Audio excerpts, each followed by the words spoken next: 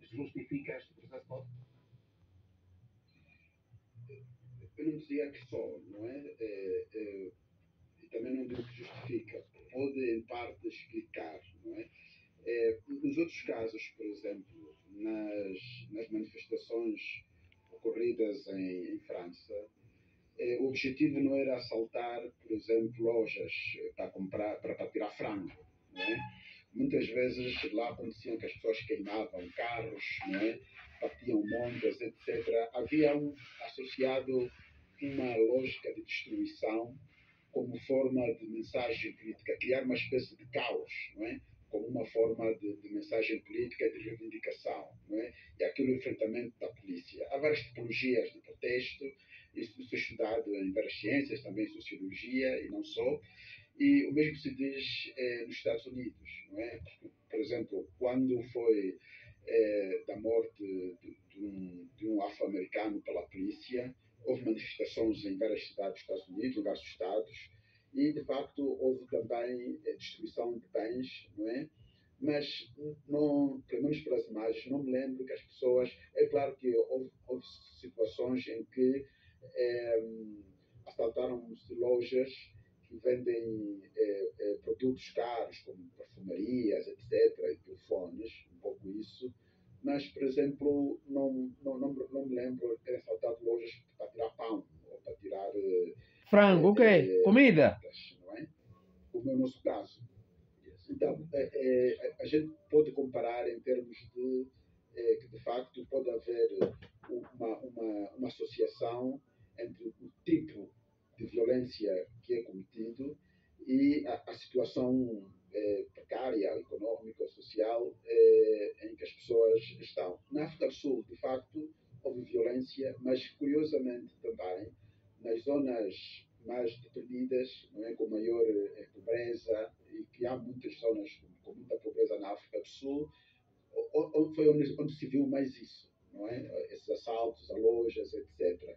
Não aconteceu assim no centro das cidades, como em Cape Town, por exemplo, ou cidades, digamos assim, muito mais com maior integração social. Nas zonas com maior pobreza, isto foi muito mais evidente. Também aconteceu em Moçambique, há pouco tempo, em Maputo, também houve vandalismo, e o fenómeno é quase parecido. Quer dizer, embora as pessoas depois tivessem culpado o Mondlane como sendo o detentor daquilo, mas foi certo que as pessoas, de facto, destruíram bancos, assaltaram lojas. Caso daqui também, né? Também há instituições bancárias que sofreram.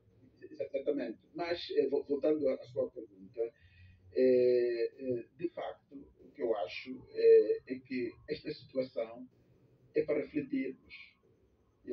Nós podemos levar os números que a polícia dá em termos das pessoas que foram detidas, podem nos dar uma ideia um pouco da responsabilidade da polícia, do seu trabalho, não é? Da sua eficácia, mas isso não vai conter o problema principal. Mesmo que a polícia prendesse 1 bilhão de pessoas, isso não ia conter o problema principal, a minha situação. E não é a securitização que vai prevenir desordens sociais. Isso é uma componente. Mas o elemento de ordem, das pessoas estarem, um extrato maior da sociedade estar satisfeita naquelas necessidades básicas de alimentação, saúde, educação, transporte, etc. Quando esse extrato, digamos assim, maioritário, está satisfeito, a possibilidade de contenção, de emergência de conflitos é maior. Mas quando é um extrato pequeno, porque nós vimos que a classe média, nós não temos bem uma classe média, mas a classe, digamos assim, intermédia, no sentido de que tem algum poder de compra,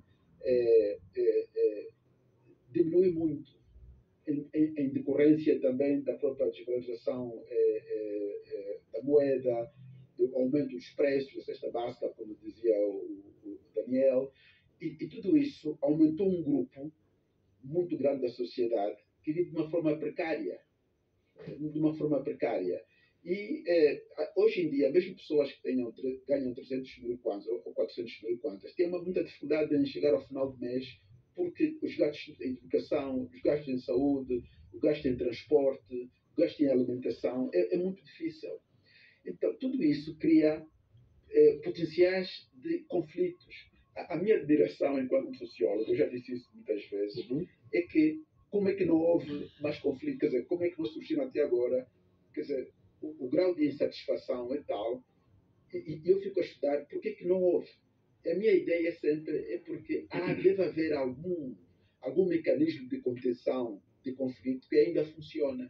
Esse mecanismo é que devia ser estudado, é que devia ser compreendido e aprofundado.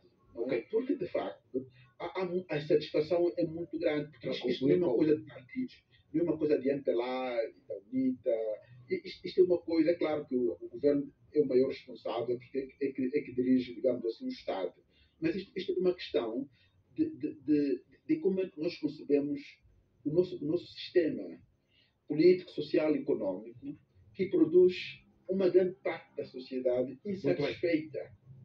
Muito bem. Paulo, Paulo Inglês, passo a palavra novamente ao professor Edgar Fonseca e aqui vou chamar uma vez mais do seu lado o seu conhecimento jurídico para nos ajudar a compreender, por exemplo, professor, como é que fica esta situação da recuperação do património perdido por parte do Estado, mas fundamentalmente dos privados, porque, por exemplo, a polícia fala em mais de 45 lojas e supermercados que sofreram esta pilhagem, fala em lojas de telefonia móvel e não só. Como é que fica a recuperação destes bens? A quem recai esta responsabilidade, caso não tenham, por exemplo, seguro? Bom, capitão, nós estamos a falar de uma questão de cariz popular. E nesse tipo de situações, aferir o grau de responsabilização não é fácil. Não é fácil porque não existem sujeitos devidamente identificados e qualificáveis. Porque nós, se olharmos bem para o cenário de sabotagem, o cenário de toda uma arruaça que se verificou, nesta altura é quase que humanamente impossível determinar quem são os reais autores, porque em termos de qualificação jurídica é preciso avaliar primeiro os possíveis e potenciais suspeitos para se chegar ao grau de autoria e coautoria. Nesta altura posso dizer, sem medo de errar, que é juridicamente impossível determinar quem são os autores ou coautores desta situação toda. Mas agora, em termos de avaliação técnica, jurídico-política, aí sim entra ou intervém o Estado. Por quê? Porque as empresas que foram pilhadas são os maiores garantes de empregabilidade que em princípio, para não dizer já o país, Luanda tem, porque foi a zona de maior, portanto, que teve o maior impacto desta situação. Todas as empresas que foram portanto, objeto de pilhagem, nesta altura o governo terá necessariamente de chamá-los, apelar no sentido de fazer-se uma avaliação em termos de inventário do que foi pilhado. Nós vimos lojas que ficaram totalmente degradadas e o governo, em termos de qualidade econômica, apelar à sua sensibilidade política e econômica e também jurídica para poder fazer aqui um enquadramento possível e ajudar essas empresas a se reerguerem. Até porque essas mesmas empresas, capitão, poderão ser os continuadores da empregabilidade a nível do ano e quizá a nível da Angola. Continuarão a ser os garantes da contribuição daquilo que é o pagamento de taxas e impostos que são inerentes às empresas e também os garantes de pagamento de salários para os potenciais empregados. Ora, neste momento, nós não estamos, diria, em condições, em termos técnicos jurídicos, pura e simplesmente, de atribuir uma qualidade de sujeito, porque eles não existem desde logo. Por essa razão, nós vimos que a polícia, ao mencionar hoje que foram detidos os 1.214 indivíduos, nenhum deles foi qualificado como foram detidos suspeitos de terem praticado ou potenciais coautores ou autores de terem praticado o ato.